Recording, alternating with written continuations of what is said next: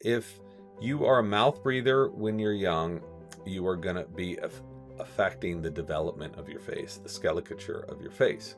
Because what happens is your mouth is open all day, all night, and your face will actually grow into this pattern.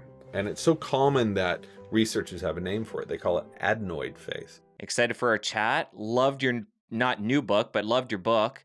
And I'm just curious right off the bat, how did you get so fascinated with the subject of breath and breathing?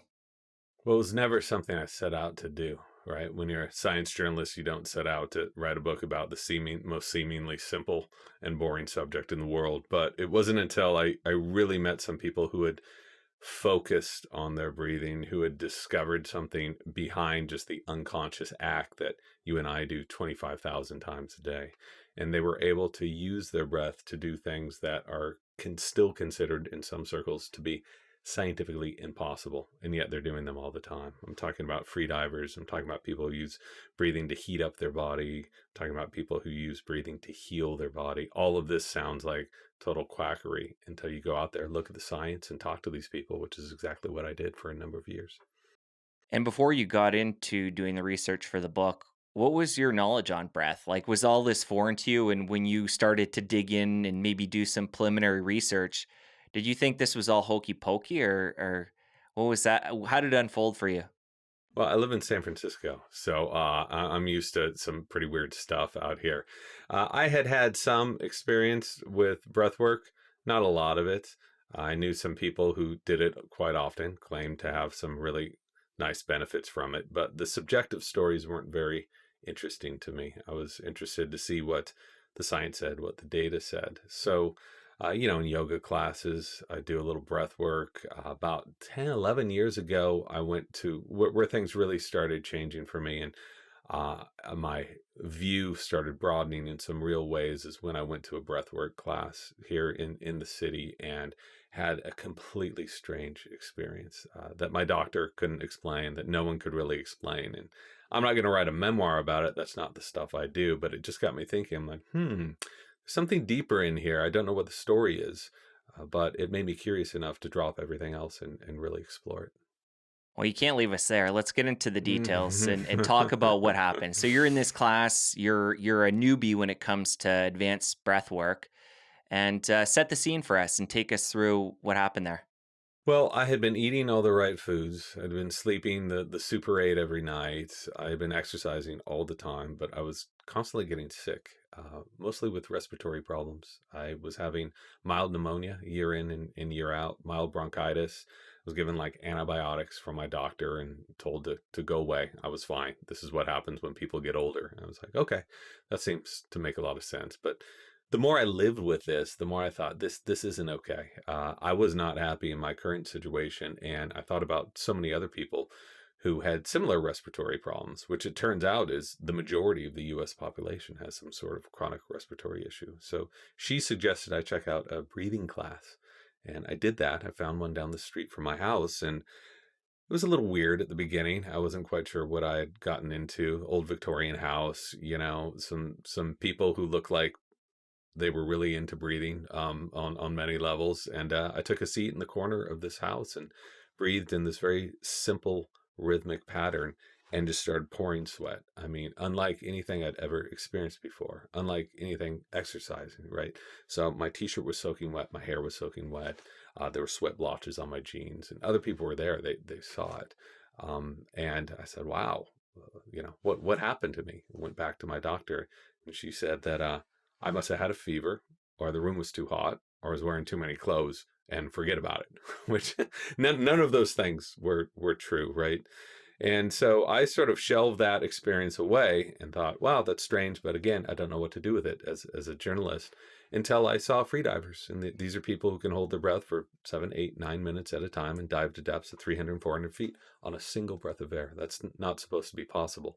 And yet they're doing it every day, and I was there and I saw them. I was on a reporting assignment to write about them. And I thought, wow, what else don't we know about this seemingly simple thing? Let's talk about the freediving a bit more. What's the timeline between taking your first breathing class and then getting into writing and researching on the freediving? Oh, it was probably about 3 years, 2.5 to 3 years. So after I had that experience, I started doing that breathing class a little more often. I never quite had an experience as intense as that. And I heard from some yogi friends, they're like, Kundalini like exploded, whatever, and that didn't mean too much to me. It seemed to make sense in their view of how the body works and how energy works, but what was happening on a biochemical level, right?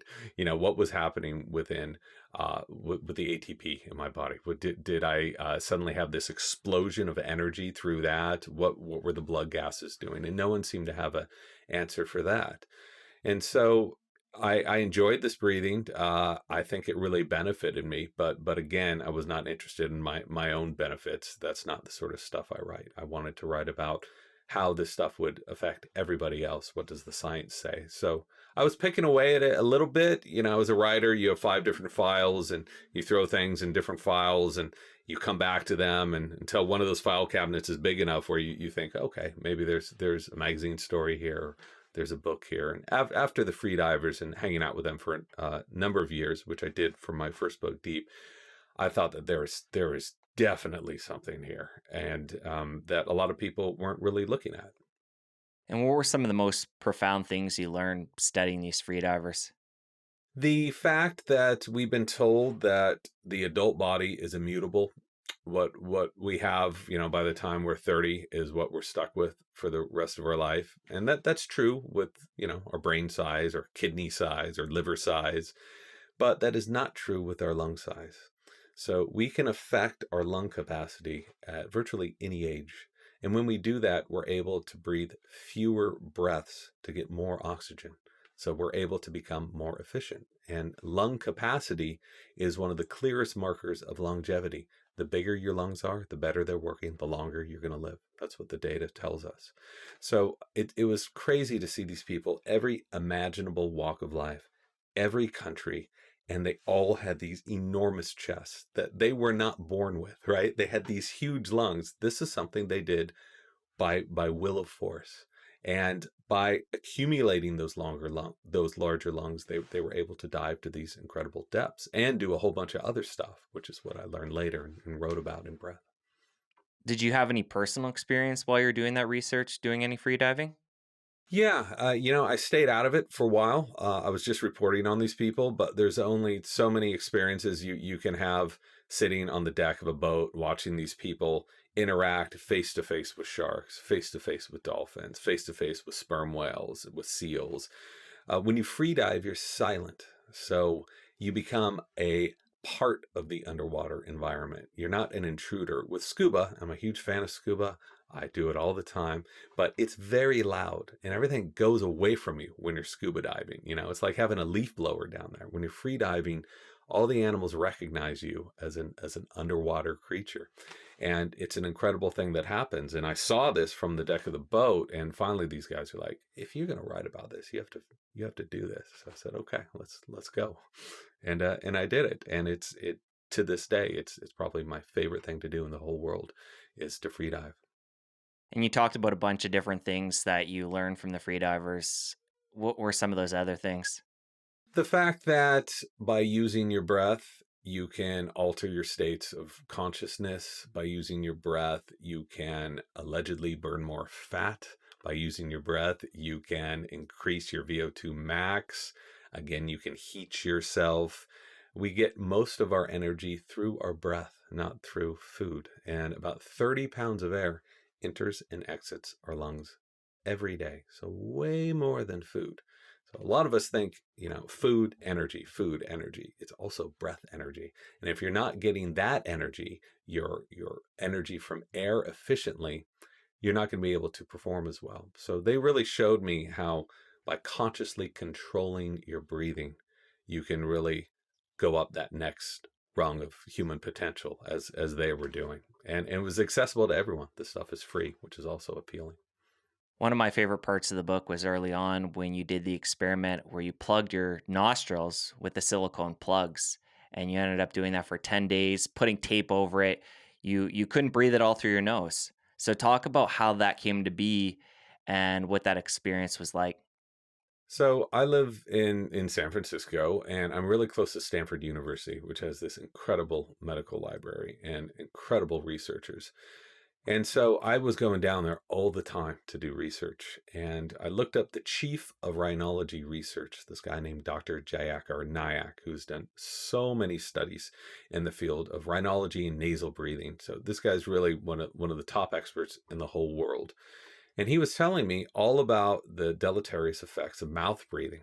How when we breathe through the mouth, we're taxing our body, we're dehumidifying ourselves, we're exposing ourselves to allergens and pollution. So everyone knows this, right? There's not a lot of controversy. And how nasal breathing is so much more advantageous to our health, to our sleep, to our fitness. I mean, you name it. But at the same time, about 25 to 50% of the population habitually breathes through its mouth.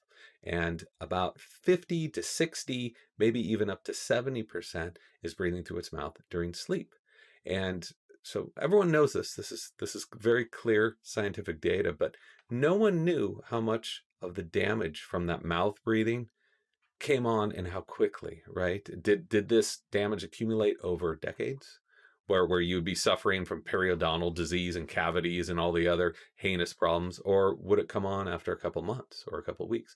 Nobody knew. And so over several long lunches and interviews, I said, well, let's do an experiment. And he's like, who are we going to find? I'm not going to do this. I'm not going to put people through this. That would be unethical. And I said, well, I'll do it, and I'll try to find someone else. He's like, I have no money for this. I said, well, okay, I guess we're going to have to pay for it ourselves. So the experiment was set up that it was 10 days of just mouth breathing. So silicone up the nose, mouth breathing, and then 10 days of nasal breathing. And we collected data the whole way through. Do you know if before you got into this experiment, you're primarily breathing through your mouth? I had become a lot more conscious of it since I had begun researching the book, right? Nyack wasn't the first person to tell me this. Although I was not conscious of it at all for 95% of my life. When I look at pictures of me as a kid, I was breathing through my mouth. When I think about when I was working out, when I was boxing, when I was surfing, jogging, whatever, I was breathing through my mouth. Every single night that I was sleeping, I was breathing through my mouth. I know that because I would always go to sleep with, a glass of water about this big by my bedside and wake up every couple hours and take a hit from it because my mouth was so dry. So I wouldn't call myself a chronic mouth breather, but I was doing it quite a bit. Get into some of the specifics, what it's like when you're breathing air through the nose. Why is that such an advantageous way of breathing? So the nose, imagine taking like a billiard ball, right? And jamming that ball inside of your head. That's the equivalent space of all the sinuses, okay, in the nose. So this stuff isn't there randomly. It it serves so many functions, about 30 different functions. When we take air in through the nose, it has to go through this maze of different structures, right? These different structures are coated with mucus and cilia, all this different stuff to help filter out pathogens, to help fight off viruses, bacteria. That air is warmed, it's pressurized, it's conditioned so that by the time it reaches the lungs, our lungs can actually absorb about 20% more oxygen breathing through the nose than equivalent breaths through the mouth. And if you think that's not going to make a difference throughout the day or throughout the night, you're crazy. So again, this is textbook stuff. It's not controversial. So talk about your personal experience then. You put the nose plugs in. What was that like? That was awful. We knew this wasn't going to be a picnic. At the same time, we wanted to make clear that this wasn't like some jackass stunt. We weren't doing this just to unnecessarily inflict pain upon ourselves.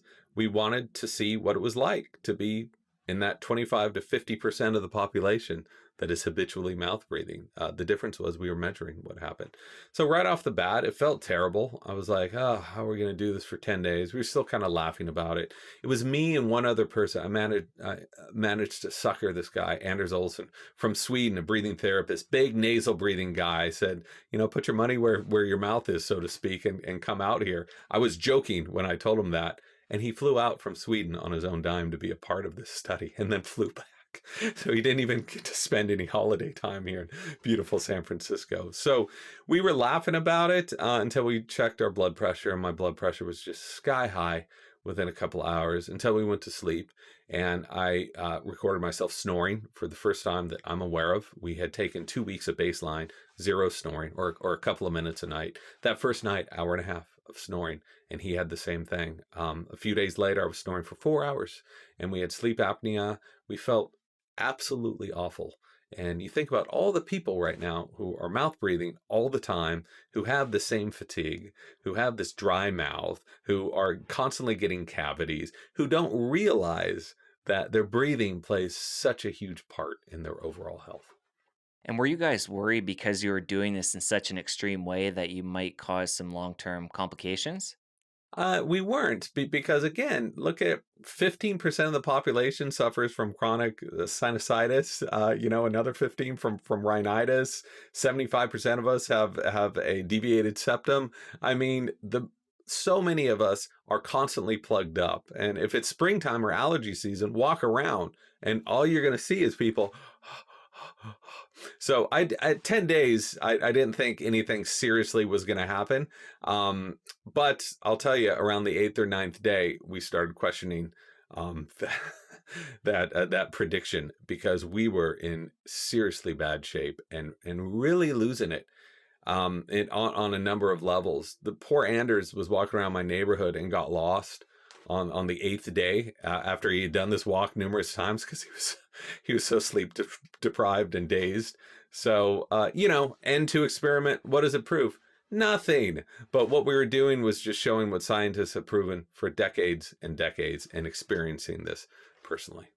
And you talked about you guys weren't just hanging out all day sitting around. He went for a walk. I mean, that's not too intense, but you talk about in the book that you guys were pushing it on the bike. So doing this experiment while you had the nasal plugs in. So talk about what that was like.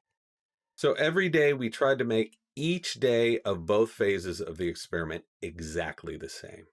So same amount of steps, were we off by a few steps? Yes, we were. Exact same food, exact same amount of food, exact same workouts, everything. We got extremely anal about this to the point when, we're running out of steps. It's like, okay, I can't go anywhere now. I'm up to my 7,000 steps. So part of this was to test performance. And for decades, elite trainers and researchers have known that nasal breathing, once you are adapted to doing it, can show these huge gains in performance and recovery. So we would go to this stationary bike back when gyms were open at a gym right down the street from my house and just book it for a half an hour at the same heart rate. So we would keep our heart rates at 136 and just stay there. And then we would test mouth breathing versus nasal breathing to see what allowed us to perform better, right? As a very, very simple measure. And again, these weren't tests we invented. This is stuff that people have been doing for decades and decades. We were just personally experiencing it. Talk more about the subjective difference that you notice between just breathing through the mouth and then including the nose as well. Well, I try to shy away from my own personal experiences because I hate when authors insert themselves too much in their books and tell you about their feelings and all that. But I'll tell you, I couldn't hold all of this back. It was awful, man. I mean, on such a different level of awful, far worse than we thought. That's easy to say. Maybe it was just because we knew it was going to be awful, but I don't think so. We were, trying to be cheerful through this whole thing. We were very excited to be a part of this experiment. I mean, you should have seen the downstairs of my house. We had so many different machines and testing ourselves 3 times a day on all of these different machines. But I was just really fatigued. I got really antsy, and at the same time, I was extremely irritable. Like really short fuse over everything. I was questioning why we even did the experiment towards the end of it. I was just like, what am I doing here? I gotta like write a book about Lincoln or dogs or something. It was tough stuff. But luckily, the nasal breathing side of this experiment was coming up right on the back of this, which was just so wonderful. To be forced to be breathing in the proper way and to watch all of these measurements and our bodies just immediately respond to it. So you mentioned how irritable you were during this experiment, breathing just through your nose. And I know you're a married man. So how did your wife handle being around you? She's used to me doing all this weird stuff, so it's just another Tuesday for her. But we're lucky enough to have a downstairs that has a bed and a kitchen. We have like this little in-law downstairs. So I just moved down. I said, "Is that okay?" She's like, "Please go." And I'd still see her, of course. I'd come upstairs, we'd hang out, but that was my zone. So I was unable to inflict my misery upon her. And the sad thing was that all of her friends told her, "Oh my God, Katie, I feel so sorry for you. You have to deal with all this. Oh, that must suck. Him doing this experiment." I was like, "What about me? I'm the one with silicone up my nose." So we still laugh about that. Self inflicted, though, right? Self-inflicted, and the data behind it I thought was so fascinating. And I love doing this stuff. I love getting very immersed in my work. But I will say, not to try to be a drama queen about any of this, but this was really hard. Mostly daytime was okay, but at night, to be snoring all night and to have this dry mouth all night and to wake up after 9 hours and be groggy. And you think about how many people are doing this right now. And, they're taking 4 different drugs to get them through the day. But the core problem is their breathing. Yeah. Mouse sleep affects everything. Abs- Absolutely, and the science shows that too. Allergy season goes up. Who would have guessed snoring and sleep apnea go up? Because you can't breathe through your nose, and so you're forced to. When we open up our mouths, our tongues rock back in our throats. They obstruct our airways. It's simple physics. So part of the experiment was taking some, not tissue, but scraping the mucus from the nasal cavity. I think it was before and after the experiment. So talk about what you guys found doing that. You're making me relive this the most terrible part of this. I hope Nyack isn't listening. He was a complete gent. He did as good as he could possibly do. So he wanted to grab some RNA samples from deep inside our sinus passages. And so how you do this, I wasn't aware of this. When we were talking about the experiment, he just sort of dropped this bomb when we were there in his chair in his lab. But you do this by taking this Q-tip, which doesn't have soft cotton on it. It has a wire brush. Okay. And you jam this thing very deep into your nose, about 2 to 3 inches, and you scrape the inside to the point at which it bleeds. And so the nerves up here in the nose, so they are so sensitive. They're used to sensing differences in pressure of air, right? Very subtle stuff. They are not used to feeling sharp metal scraping against them. So it was one of the most bizarre experiences because my brain wasn't sure where this pain was coming from. It didn't feel localized in any way. It was almost like it was out in front of me, if that makes any sort of sense. So what he found is I had a bug in my nose. I forget the Latin name of that bug, but through being obstructed, I was getting sinusitis. So sinusitis, more sinusitis leads to more sinusitis because the less you can get air in here, the more you're creating an environment for different stuff to grow, be that a fungus or a virus or whatever. And that's exactly what happened with me. And it got to the point where it was almost like, kind of getting serious. He mentioned, he's like, but then we went to nasal breathing, and without anything else, just by breathing through my nose, it all went away. Um, so, another reason you should be breathing through your nose. You can help filter out all that crap. You want things in the body to constantly be moving, especially the air you're taking in and exhaling. And I know it's not just the mucus and contents of the nasal cavity that can change by nasal breathing. The actual structure of the face and the nasal cavity can change as well. So, talk about just by breathing differently, how that can put different pressures on the cavity and actually change its physical form. Sure, if you are a mouth breather when you're young, you are going to be affecting the development of your face, the skeleton of your face. Because what happens is your mouth is open, all day, all night, and your face will actually grow into this pattern. And it's so common that researchers have a name for it. They call it adenoid face. When the adenoids get inflamed or the tonsils get inflamed and you're forced to breathe through your mouth. So you see this very long face. You see a retrognathic profile. This will also lead to more crooked teeth. So it affects how you look. And if you look around on the streets today, almost everyone, I won't say everyone, but so many people have this retrognathic profile. I'm a great example, right? And having teeth extracted and braces certainly doesn't help. So, this is what it can do, because of course your body is going to respond to whatever inputs are in the environment. And what's especially important is in infancy. So we know that kids who are breastfed versus those who are bottle fed will be less apt to have snoring and sleep apnea later on in life. I'd also heard from many dentists that they will have straighter teeth because they will have wider mouths, right? They will have a different profile. After 2 years of breastfeeding, it will help to pull the face out and widen the airway. You mentioned there that braces don't help. So all this orthodontic work people are having done is actually accentuating the problems? This is an extremely controversial area. So I will tiptoe around this and tell you what I've learned from the experts over several years. And I'm talking to many of these people still.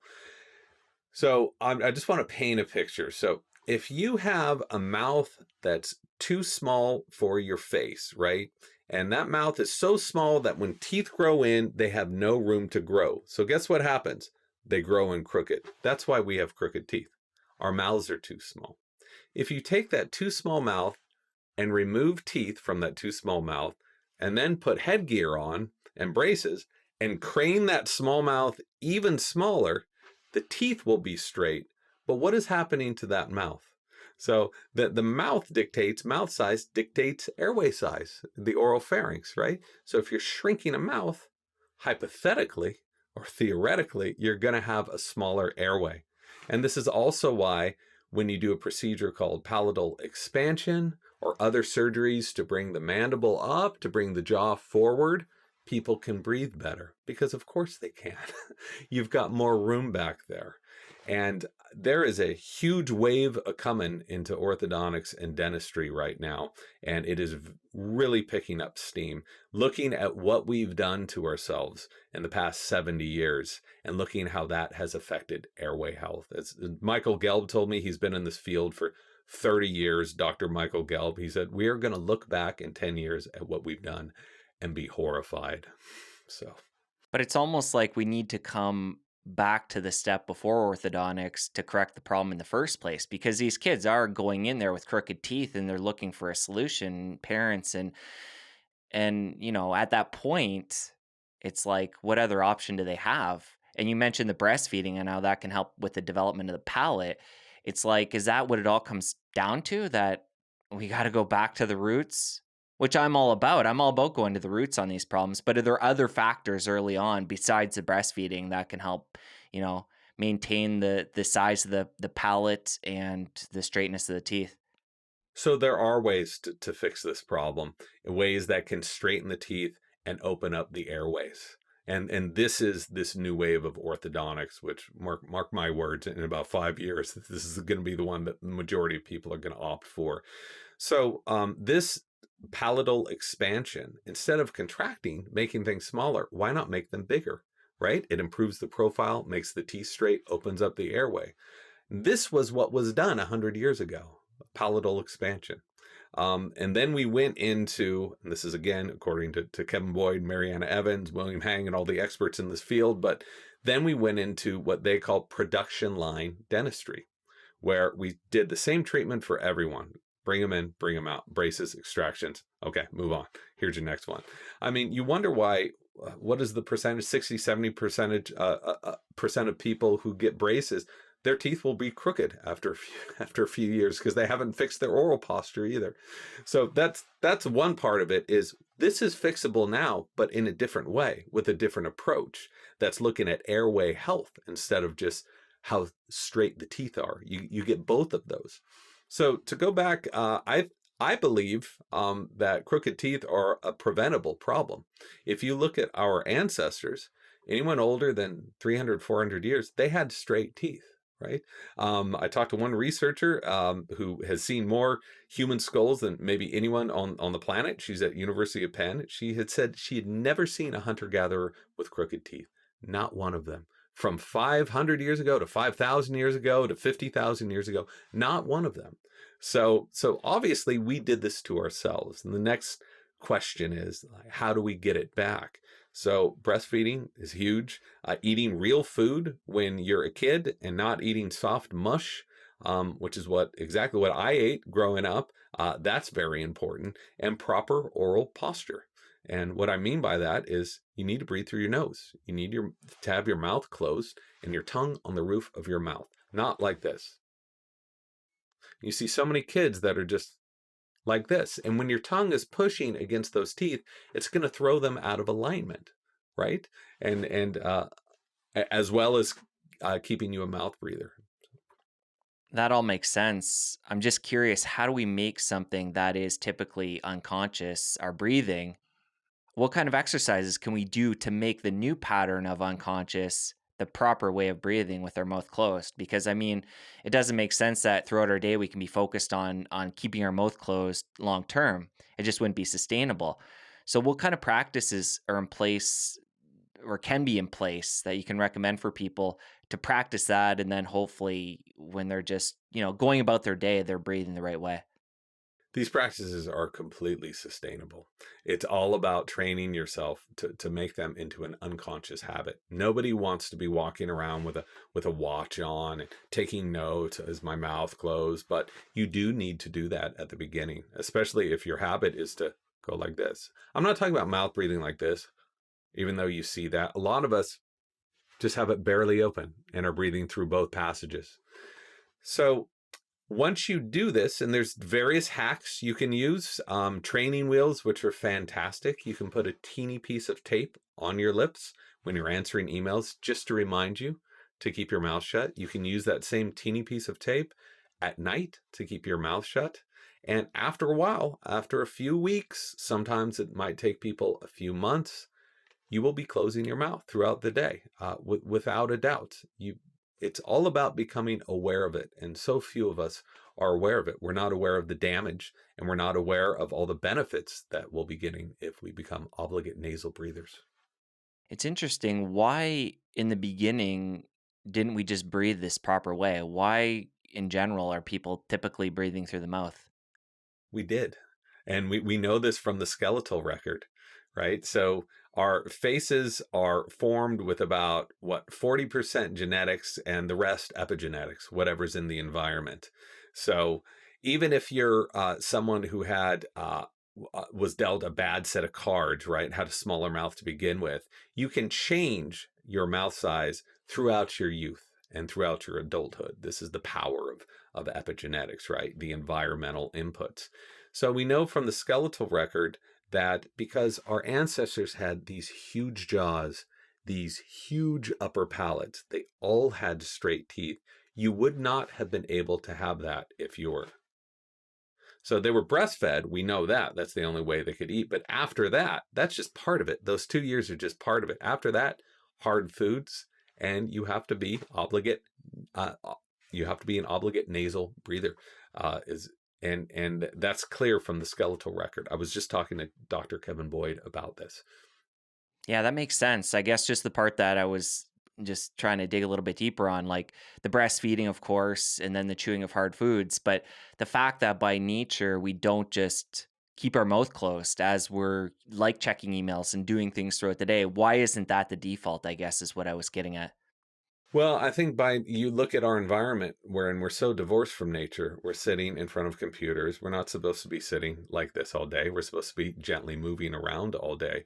So I think it's our environment. You're looking at pollution, you're looking at allergens, you're looking at posture, you're looking at stress levels.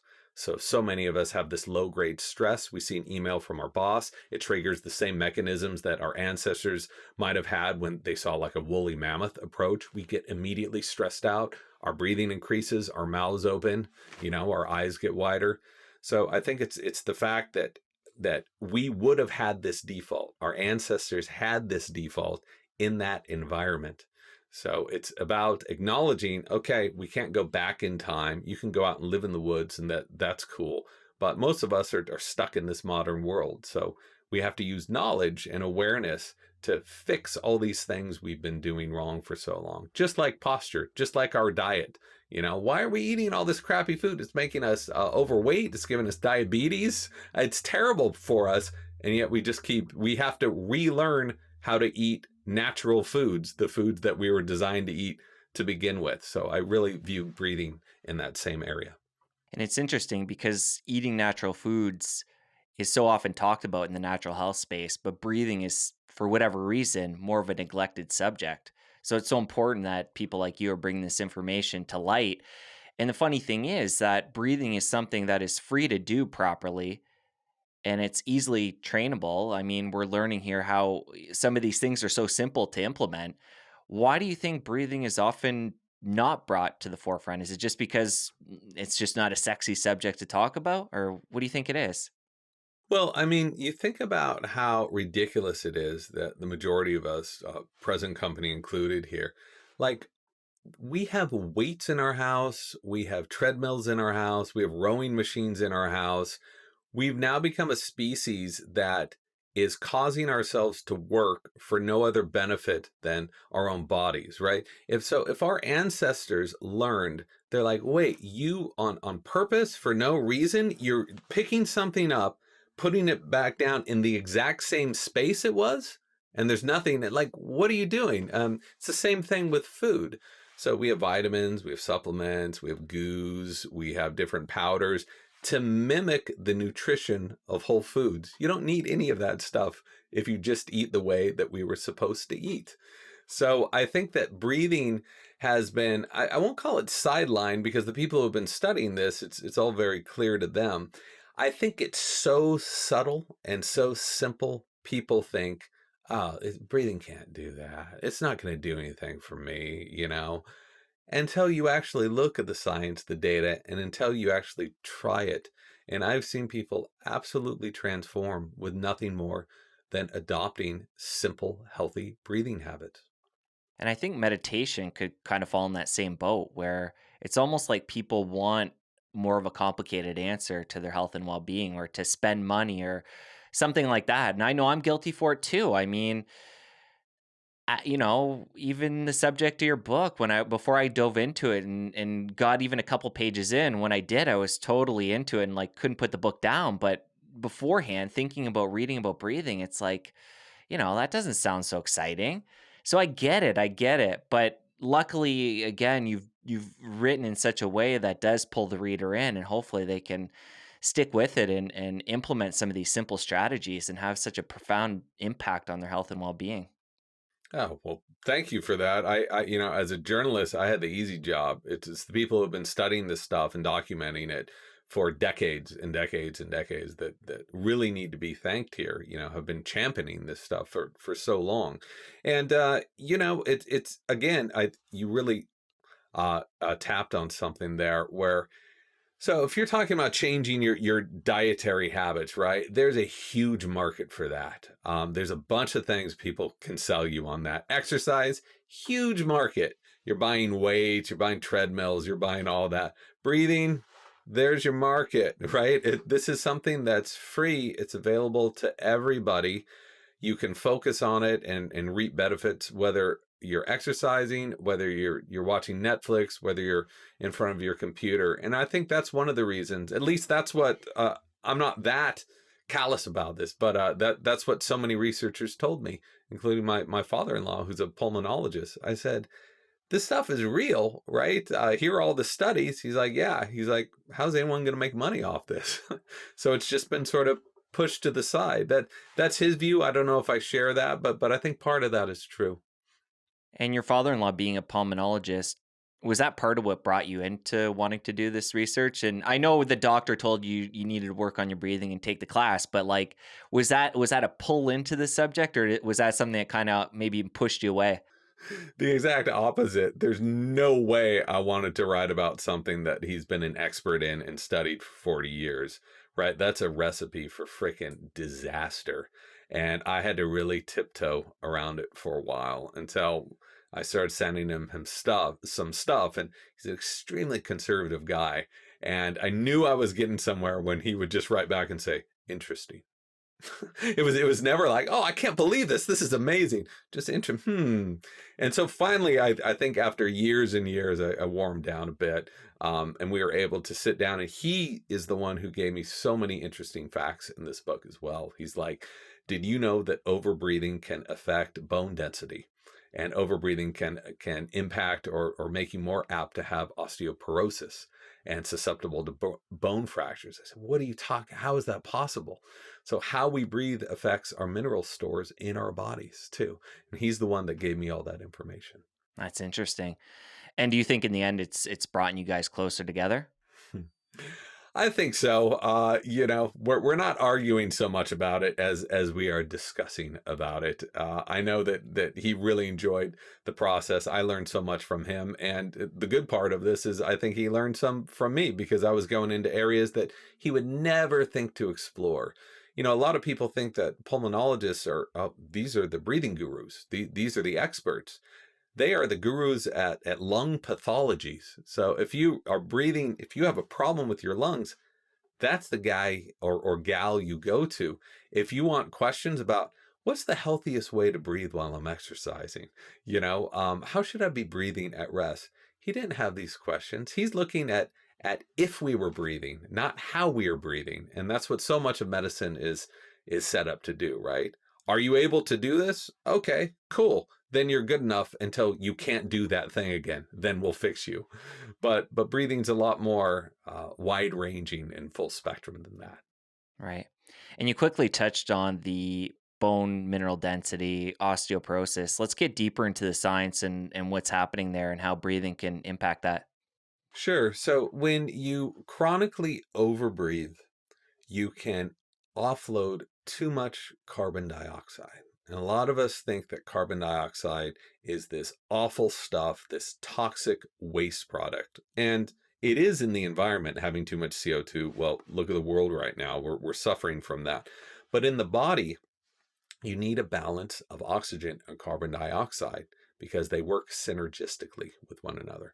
Oxygen can't do its thing, it can't deliver energy to hungry cells without the presence of carbon dioxide, which is why people, if they're constantly huffing oxygen, they can actually be in a state of oxygen deprivation in their cells because CO2 is the thing that disassociates oxygen from hemoglobin into hungry cells. So this is again textbook stuff here.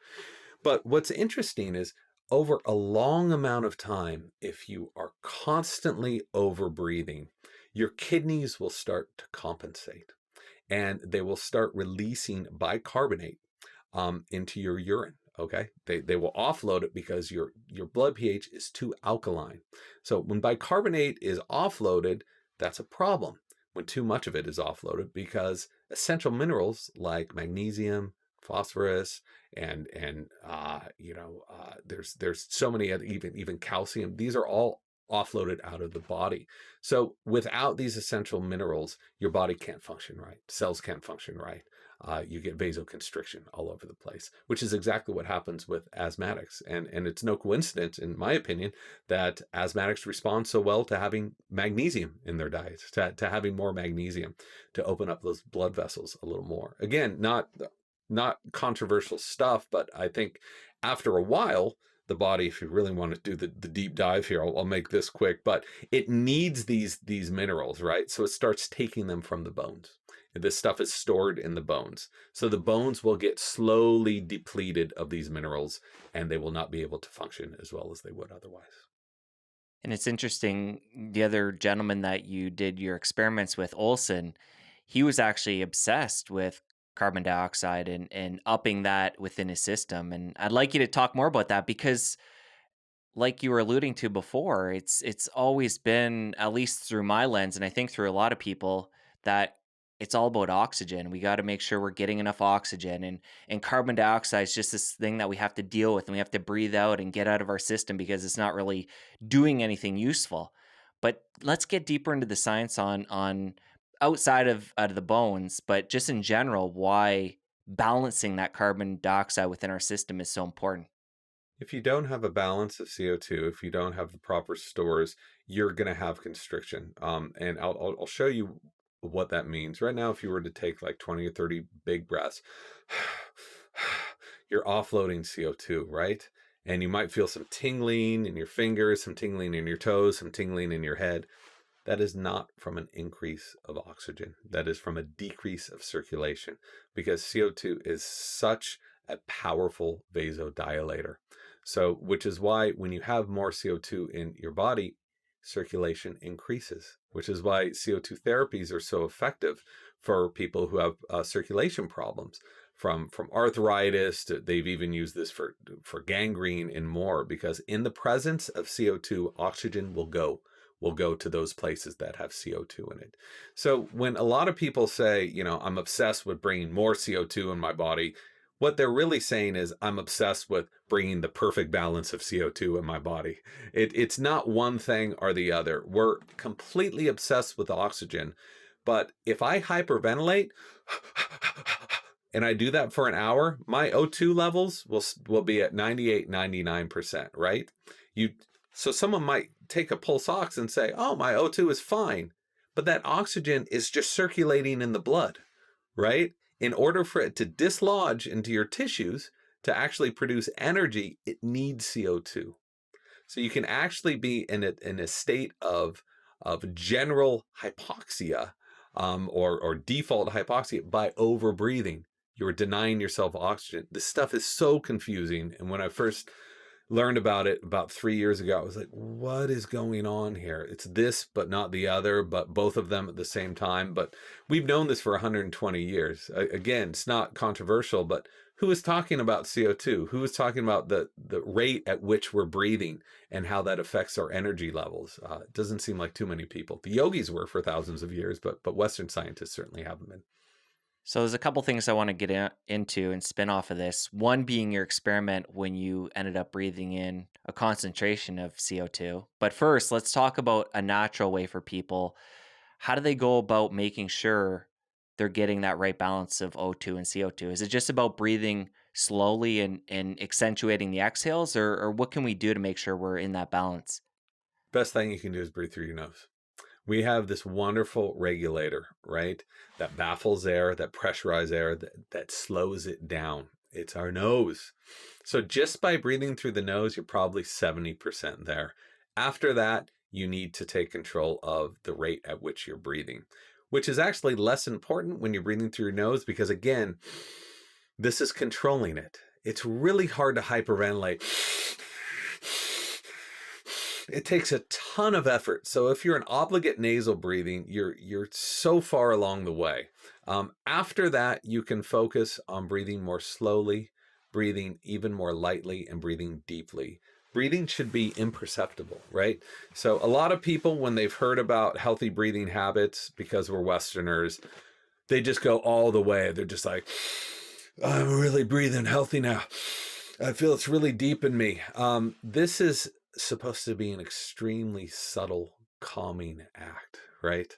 So it should, when you are looking at someone, you should not see them breathing. If you can, if you're seeing their shoulders go up and down and their chest moving every time they're breathing in a very dysfunctional way. So start with the nose. After that, you can do what is basically interval training for breathing to acclimate your body to become more comfortable with more CO2. So this is called hypoventilation training, or it's called morbaric hypoxic training. They have all these different names for it. But what it is you are inhibiting, you are increasing CO2 by inhibiting your breathing. And this is as simple as taking 10 steps while holding your breath on an exhale, and then breathing normally, and then taking 15 steps while holding your breath on an exhale. And the point is to adjust your body to accept more CO2 so that this becomes an unconscious habit. And you and your study partner there ended up doing a jog through San Francisco working on this, and he was more advanced at doing this sort of thing, so he was kind of pushing you. Talk about what that experience was like when you actually were pushing your body physically while working on this. So it's one thing to understand how all this stuff works, the biochemistry and the biomechanics. You're like, okay, that makes sense. I'm going to do this. It's another thing to put it into practice. So the thing that stimulates our need to breathe is not oxygen. So if you exhale and hold your breath and feel that need to breathe, that isn't because you have low oxygen. It's because you have CO2 increasing in your blood. So once you understand that, you can start playing around with this. And he led me through various exercises in which we were jogging at a pretty good clip and trying to breathe about 6, 7, 8 seconds in, 6, 7, 8 seconds out. What's interesting is your oxygen does not go down when you breathe this way. And we tested this on the stationary bike with a pulse oximeter. Your oxygen's just fine, and yet your body is screaming to breathe. You feel like you're being suffocated. It's nothing to do with oxygen. So this is just like interval training. It's like lifting a bunch of weight and putting it back down and resting for a while so you can build bigger muscles. This is acclimating your body to accept that higher threshold of CO2, because we know elite athletes have this higher threshold of CO2. We know that, and that's one of the reasons why they're able to burn so efficiently. Share that experience of when you went in the lab and you got CO2. There was some kind of tank and it went into a bag and it was precisely a certain concentration with the air in the room, and I think you took 3 different hits of this CO2 concoction. So talk about what that felt like and what you were doing there. Hmm. So of course, as Westerners, it's not good enough just to do the simple thing by controlling our breathing, or to breathe really slowly, or to use our natural bodies to do this, or to do it in the way that the yogis have done or Buddhists have done for thousands of years. They're all into breath control, right? They're all into breathing very slowly. So they do this naturally. We found a way of hacking our systems to do this even more quickly, to acclimate ourselves more quickly. And it's with carbon dioxide training, which is exactly what it sounds like. This stuff has been around for 110 years. They used to inject it into people. They used to give it to people who had various ailments, from schizophrenia to epilepsy and more.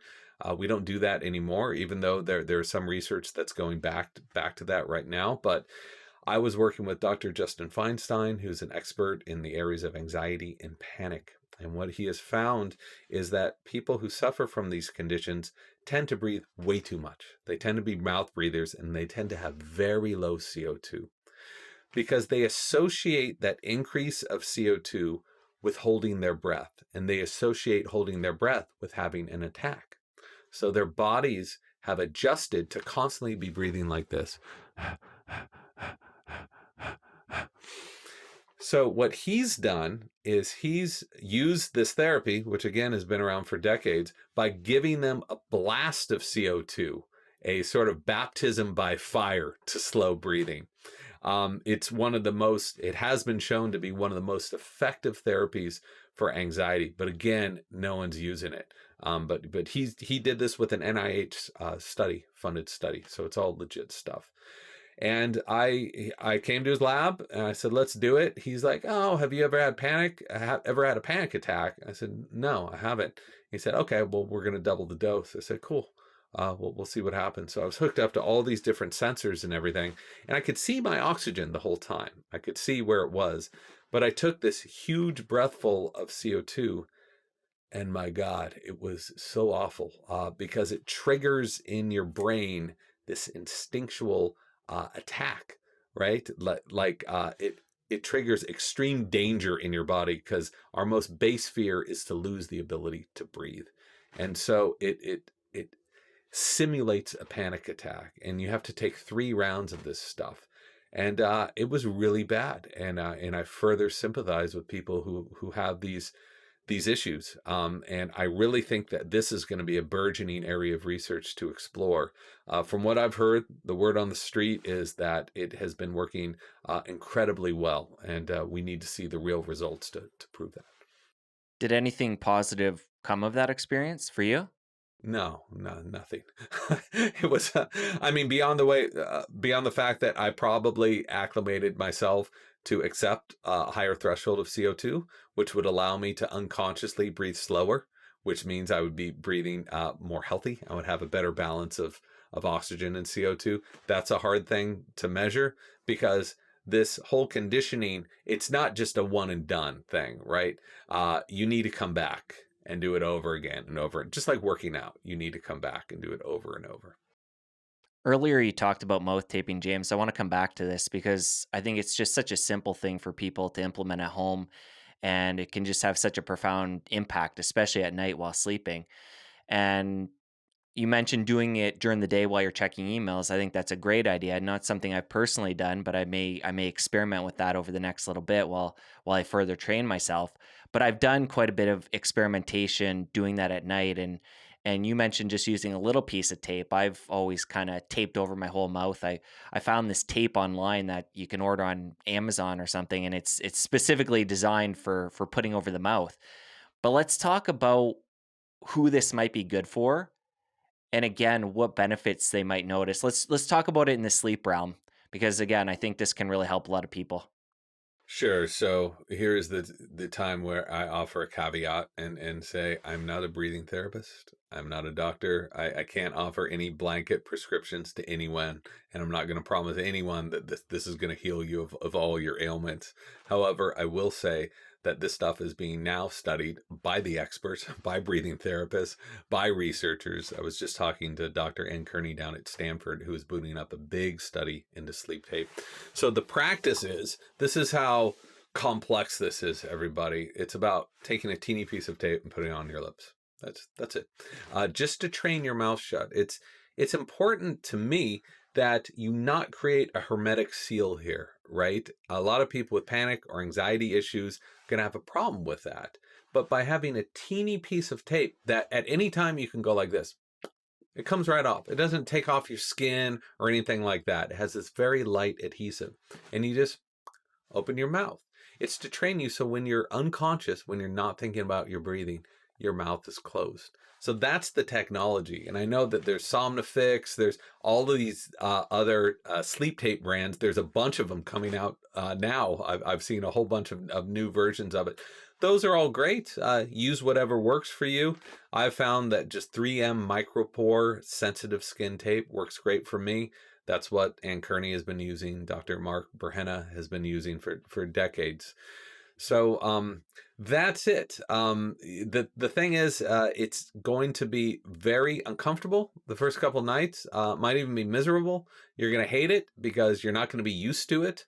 But just like anything else, it gets easier in time. I hated it the first week. I said, this is the stupidest thing. I'm not going to do it. And now 2 years later, I have a hard time sleeping without it because I know what my sleep is like when I'm sleeping with an open mouth, and it is so much worse. Huge gains, and I can't tell you how many people have written. Hundreds of people have written who have said, I had mild or moderate snoring, even mild or moderate sleep apnea. I no longer have these problems. I snored for 30 years and nobody ever told me this. Like, why hasn't this been out in the open? It's such a simple thing.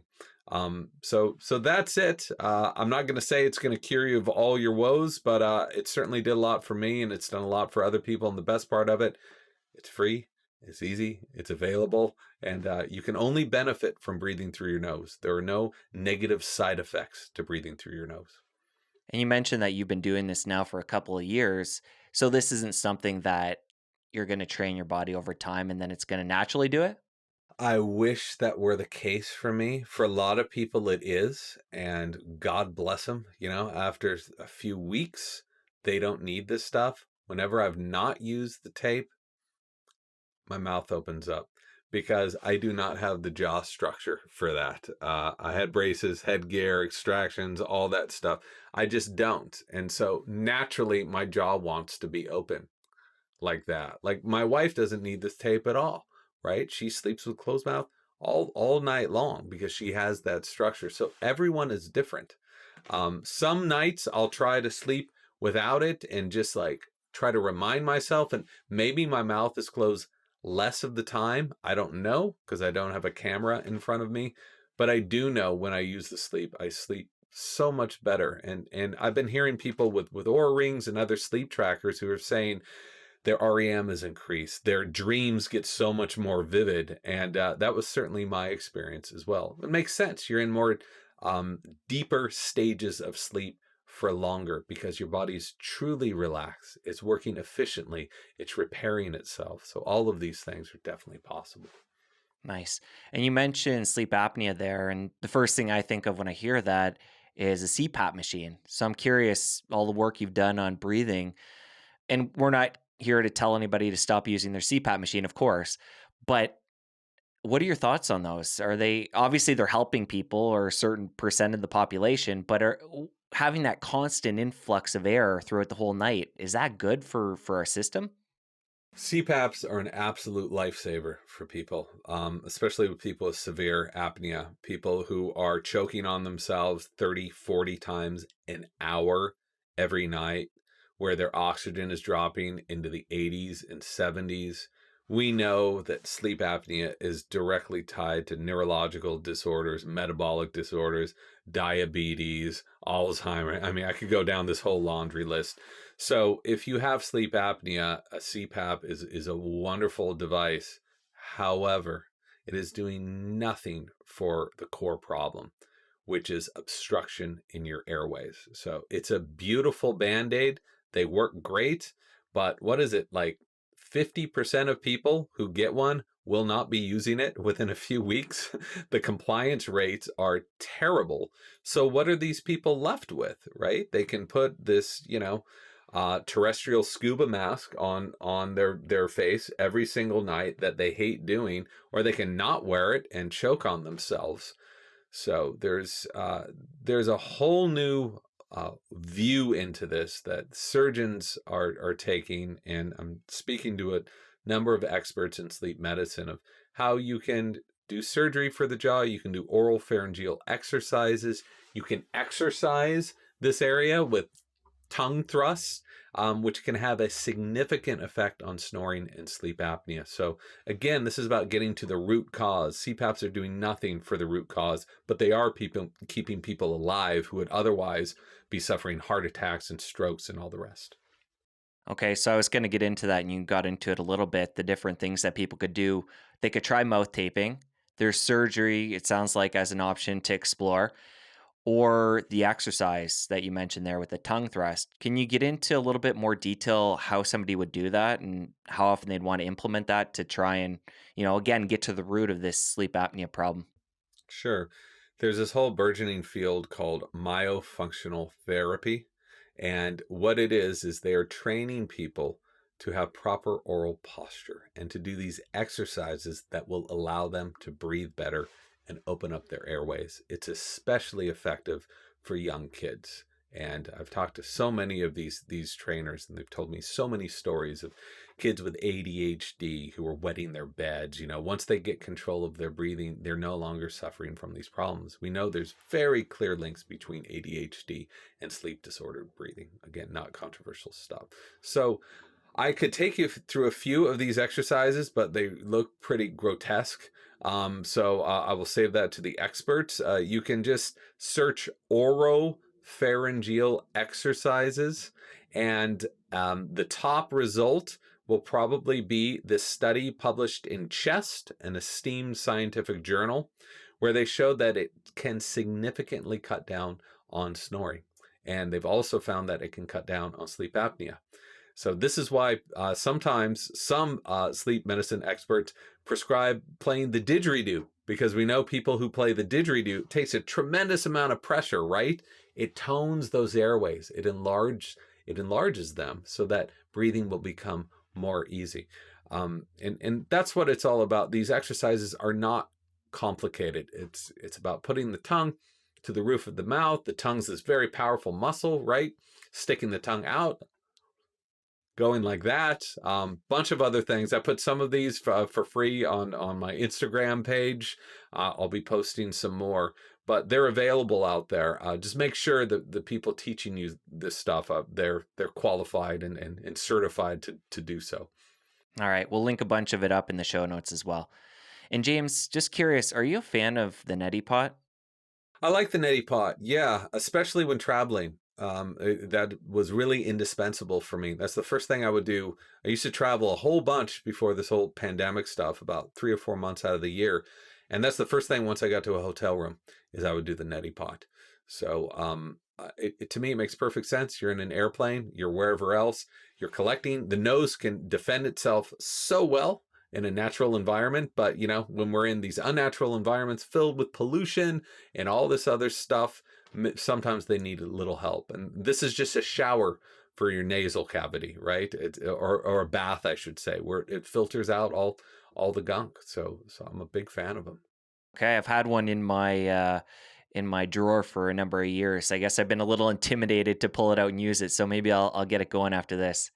It's another thing that it's terrible to use. The first few times you do it, you're gonna be doing it wrong. It's gonna go down your throat, and it's gonna feel terrible. But you know, the more you do something, the easier it gets. I wouldn't suggest doing it 3 times a day, but at certain times, I think it really helps. If you feel a cold coming on, hum a lot. Humming releases nitric oxide, which battles viruses, battles bacteria. It's really a vasodilator as well. So hum and use a neti pot, and that's been shown to have a good effect. And again, there's no side effects to this stuff.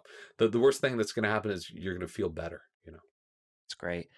And I'm just curious, as somebody who's, been so involved in this research and done self-experimentation, do you have a practice on a daily basis or a regular basis that you do now just to facilitate your well-being, to facilitate, just keeping things open within the nasal passage and the whole lungs and system?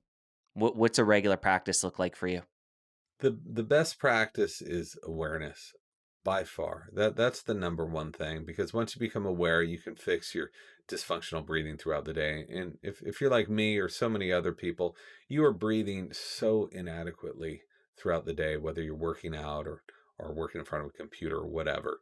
So my job for this book was to research this stuff, and I wanted to be as objective as I could possibly be, to call BS when something was BS, and to really show the truth between behind something that where the data really supported it. So considering all of that, I am not the best breather in the world. It's not something that I go out and teach people how to do. I believe that's the role of doctors and respiratory therapists. Having said that, along the way, of course, I picked up a bunch of tricks. Nasal breathing, awareness. I do this hypoventilation training when I'm walking my dog. I try to see how many steps I can walk. I also, whenever my nose is when I feel it being a little stuffy, which luckily does not happen often at all, I know how to clear it with a little trick where you exhale, hold your nose like this, move your head up and down, side to side until you feel the need to breathe. Then inhale very slowly through your nose and do that about 4 or 5 times, and you will be surprised how quickly it clears. So I've got dozens and dozens of these little hacks at my disposal because I was lucky enough to interview the people who use them with patients all the time. I do some Wim Hof breathing. You call it Wim Hof. You can call it Tummo. It's all the same thing. I do that a couple times a week, and am focusing on breathing slowly and light and deep, and that's really what it's all about. Let's talk more about that Tumo and what that looks like. And you use the Wim Hof there as a synonym for it. But what is this? I know a lot of people these days are familiar with Wim Hof and his work, but let's get into what that practice looks like in a general sense, and why somebody would want to incorporate that. So for most of the show, we've been talking about breathing very lightly, very slowly, and deep in this subtle way. So why the hell would you ever want to purposely hyperventilate yourself, which is exactly what Wim Hof Method does, what Tummo does, what Sudarshan Kriya does. It turns out that once you have that foundation of breathing, you can use breath to go up that next rung, right? You can use it to heat yourself, to heal yourself. So for people who want even more of a boost, or who have autoimmune diseases, they've found that Wim Hof and Sudarshan Kriya can definitely help abate some of the symptoms of these diseases. This focuses all of the stress in the day in a 15 or 20-minute section, right? The vast majority of chronic diseases today are directly linked to chronic inflammation. We are stressed, so we're chronically inflamed. We're eating the wrong foods, we're chronically inflamed. What these do is they work as like a pressure release valve.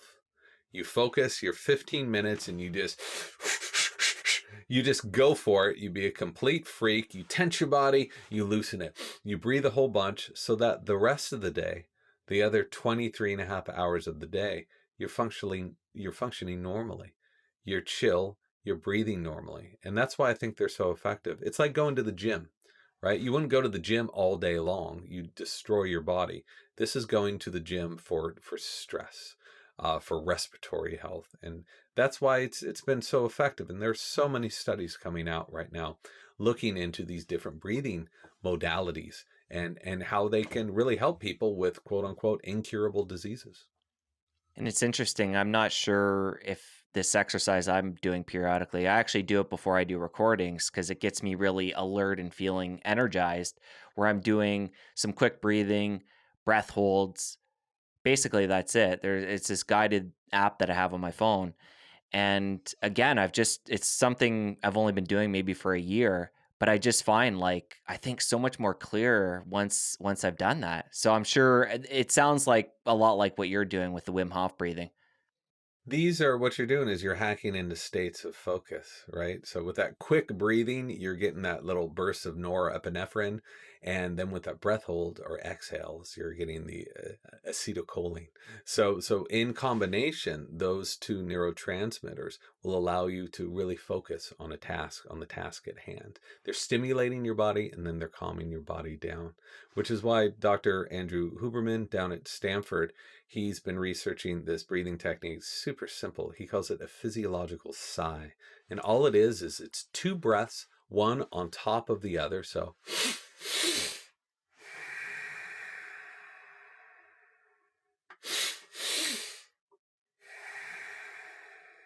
you can open your mouth for this too. So occasional mouth breathing while talking, laughing, totally fine. So just doing that will stimulate you, but it will also focus you. And it's an interesting one. It's so quick. And if you feel tension or anxiety or stress really booting up, this is a wonderful one to do. If you think about a lion, like before it goes to sleep, or a cat or a dog, they often go, and that's what you're doing by forcing yourself to do this. And how many times would you recommend doing that? Just a couple or 3 or 4, I don't know if I do it 100 times, but 3 or 4 times before an interview. I usually do this breathing technique. Before I really need to focus on something, I do it. When I notice my breathing is getting erratic or dysfunctional, I do it, and it's a nice little reset. And I wanted to go back to something I very quickly said there. We've been talking about nasal breathing all the time, always nasal breathing. Yes, yes, yes. But I should mention, I'm talking about habitual nasal breathing. I'm not talking about 100% of the day, which is impossible. Right now, we're breathing through our mouths, right? Laughing, breathing through your mouth, occasionally going, even a lot of pranayamas have you do that, right? Ocean breath. Completely fine. You just don't want to be doing that throughout the day. well, like anything, right? You want to find the balance. You don't want to become obsessed with this and then that's your total focus throughout the day. You're not present to what you're doing.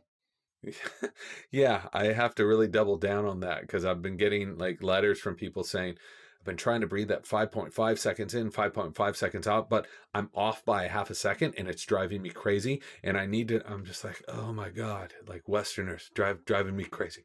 So it's about chilling out, relaxing yourself and de-stressing yourself and allowing your body to work in the most efficient way it can work. Why do we want to overwork our bodies unnecessarily all day long?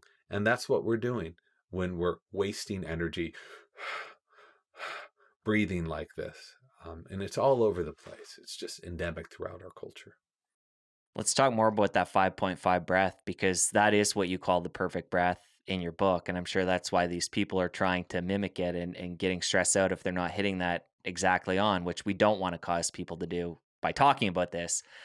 But yeah, there's more to that as well, isn't it? 5.5 seconds in, 5.5 seconds out. It's 5.5 breaths per minute. And is it 5.5 liters per breath? It's 5.5 liters of air per minute as Per well. minute. Okay. Yeah, I'm yeah, way off on that one, yeah, but I knew it was a 5.5. yeah, So that yeah. would be what you consider the perfect breath to aim for. So if you look at the science, if you look at researchers who have studied this breathing pattern, they call it coherent breathing. It's also called resonant breathing. You call it whatever. Your yogis call it something else. Taoists call it something else. But it's just slow, consistent, fluid breathing. And when we breathe this way, if you have a heart rate variability monitor or blood pressure monitor, this is a great trick to try. Take your measurements before and just breathe this way very calmly, about 5 to 6 seconds in through the nose and 5 to 6 seconds out. You don't need to be wearing your yoga pants or sitting in front of Buddha, whatever. This is a biological function, right? So just 5 to 6 seconds in, 5 to 6 seconds out. And check out what happens to your heart rate variability. Check out what's happened to your blood pressure as well. I've seen my blood pressure go down 10 to 15 points after a couple of minutes of doing this. And that is not rare. This is the body working at that state of efficiency. And it even affects your brain function too. It allows different areas of your brain to interact more easily, more fluidly. It connects your frontal cortex with your emotional centers of your brain, hippocampus, amygdala, and more. And we know this there was a study at Northwestern University a few years ago that showed this, that it actually allows us to think more clearly, to think more reasonably. Because of course it does. Our bodies are able to operate in that state of peak performance. Coming back to what I was saying earlier about that simple breathing exercise I do before recordings, I should actually be doing it on a daily basis anyway because I feel so great after. It's just it's interesting because it would be so helpful for a lot of people who might in the afternoon. They call it the midday energizer. I'll put the app in the show notes.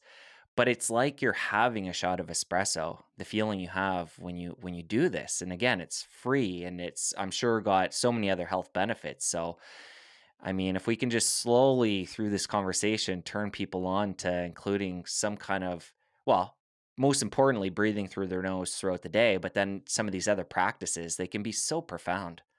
Sure, and it's just like it's taking conscious control of an unconscious function in your body. So we can't consciously control our livers or our kidneys or whatever, but when we take control of our breath, we can influence all these functions. Of course you can influence your heart rate. You're influencing your heart rate, you're influencing your circulation, you're influencing oxygenation throughout your body. So it's not like we have these different silos in our body. This is one united organism, and it's all intimately connected. And breath is the thing that connects to all of these different functions of your body. So, of course, if you focus on it and you adhere to better breathing habits, it's going to have an effect on you. That's so clear. That the next part of that is, how hard do I need to work on this? I don't have time to do this. You can do this at any time in the day. You can use an app in the morning when I open up my email and there's 50 emails and they're all unread and people need my attention, whatever, and I know that everyone else is dealing with this in COVID. I get my phone and I put on the free app and I put it right next to my keyboard, and it just trains me to breathe in that about 5 to 6 seconds in, 5 to 6 seconds out pattern, so I can think more clearly. So I'm not reactive. So I'm not thinking with my emotions or acting upon these rash emotions. So I'm calm. So I'm working efficiently. And again, who doesn't want that? What's the free app you're using? There's one, it's called Paced Breathing. I'm on Android. I know everyone else is on iPhone. The UX is absolutely awful. It looks terrible, but it works great. And that's just fine with me. And it's free. So that's the one I use, but there are a zillion apps that do this. What you want to do is to find one where you can set your own time, right? 5 seconds in, 5 seconds out. And if you're really stressed, 3 or 4 seconds in, 6 seconds out. The longer you exhale, the more relaxed you're going to be. So you can play with all these variations on the same theme. You want more energy? Why don't you breathe more? You want to chill out more? Why don't you breathe less and exhale longer? So you can place your hand on your heart too, just to see how your inhales and exhales affect you.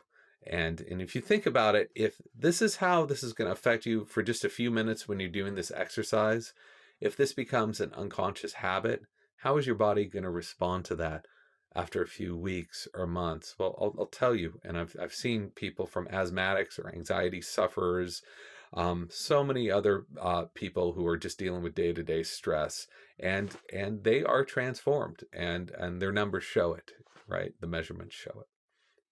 Earlier, James, we talked about the Wim Hof breathing method, and you talk about and share a story in your book about the holotropic breathing and this experience where you went and did this. I'm just curious, for holotropic breathing, is that basically taking the Wim Hof breathing method and then doing that over a longer period of time? No, Wim Hof is interval training, right? So what you do with Wim's everyone calls it Wim. I know Wim. I talk to Wim on occasion. Everyone calls it Wim Hof breathing. This stuff's been around for thousands of years. So what it is 30 big breaths. Hold. And then 30 big breaths again. So you're offloading all the CO2, and then you're holding your breath. CO2 is increasing. You're increasing oxygenation, you're decreasing oxygenation over and over. So it's creating this rhythm where it's like a workout for your body, right? It's making it more flexible. Holotropic breath work is 3 hours of breathing as hard as you possibly can. That's it. There's no rhythm. You make your own rhythm. And it is a state of chronic hyperventilation in a room with a bunch of people with very loud music. If that sounds freaky, it's because it totally is. Some people have these huge breakthroughs from it because what happens when you breathe that heavy for that long, you are inhibiting circulation to your brain. In some cases by up to 40%. And so your brain starts going haywire. It starts hallucinating. You start bringing up subconscious thoughts, other things you haven't thought about in a long time. So we have an idea of why it's working, and it appears to be extremely effective. One researcher, Dr. James Eierman, used this with 11,000 people in a hospital, and he followed over 400 of those people and found that this breathing technique was able to really transform the mental health of so many of these people. So we know it works in real settings. The subtleties of what exactly is happening in your brain at what time, that hasn't been checked out. And I've been trying to get into an fMRI or to get a really fancy EEG on and do this and to see what is happening in the brain, but COVID hit, and so all of that research was put on the back burner. But hopefully in the paperback, yeah, I'm gonna have that section in there. It sounds quite a bit like a psychedelic experience. It is extremely psychedelic. It really is, and I didn't have these personal psychic breakthrough. Other people certainly did in the class. How much of that was placebo? How much was it from breathing? No one really knows, because one person in particular, within a few minutes, was had reverted back into her infant version of herself. I'm like, she's not breathing any faster than I am, and I'm just sitting here watching this whole thing happen in front of me. But different people respond in different ways. I just wish that there was more scientific research looking into the brain states of extended hyperventilation, like what exactly is happening in your brain. And I know people in the holotropic community really want to see this as well. It's just there's no funding for it. And you talk about again this one experience you have in your book. Is this something you've done since, or it's just kind of like a one-time thing? No, I did once. I got it. I got what it was. So the way the experience is you first have to go in and be a sitter where you have someone in front of you. You have to make sure that nothing weird goes on with them. So I had the opportunity as a reporter to see how this whole thing played out, which is why I was able to watch everyone and how they were responding. Then you switch roles and it's your turn to breathe, and someone else is watching you. So it's a very deep, hallucinatory, dreamlike state. No doubt about it. It's been so therapeutic for so many people, which is a wonderful thing. It's drug free. There's no side effects that I had ever heard of, and so very much worth checking out. And if it's right for you to give it a go, obviously, if you have a heart condition or you're pregnant, whatever, this is not the thing for you. But for other people, it appears to be very beneficial. All right, James. Well, I know we got to part ways here, but I really enjoyed your book and really enjoyed this conversation. Other than listeners getting a copy of Breath, how can they connect with you after the show? My website, mrjamesnestor.com, has all of the references, scientific references that we've just been talking about here. Also, videos and data sheets and some interviews with Harvard professors and more, all focused on breathing. All of that's available for free. Instagram, I'm trying to get better at that Instagram thing at mrjamesnestor.com, where I'm just posting stuff concerning breathing and the science around it. All right, it's all going to be linked up in the show notes. And it sounds like, James, you're going to be sticking in the breathing realm for some time. Do you have any ideas where you might want to go next with your journalism? Hopefully I will continue breathing for a little bit longer at least. I have another book idea, but I am not going to even think about cracking into that for a little while. We're hopefully, the big word here is hopefully, going to be pushing this into a video format, possibly a mini series, where we can reach a lot more people who aren't into reading books, because again, I think that this is something that is so important, and the UN and WHO is now taking a big interest in this and getting this kind of information out to kids, which I just think is awesome. So if I could be a part of that, it's just a huge honor. And thank you very much for having me. Great questions, by the way. Thank you so much. Any final thoughts before we part ways? Keep breathing, everybody. All right, and don't overstress. Don't get anal about it. Exactly. Words of wisdom. Make it calm, light, slow, and deep. There you go. All right. Thank you, James.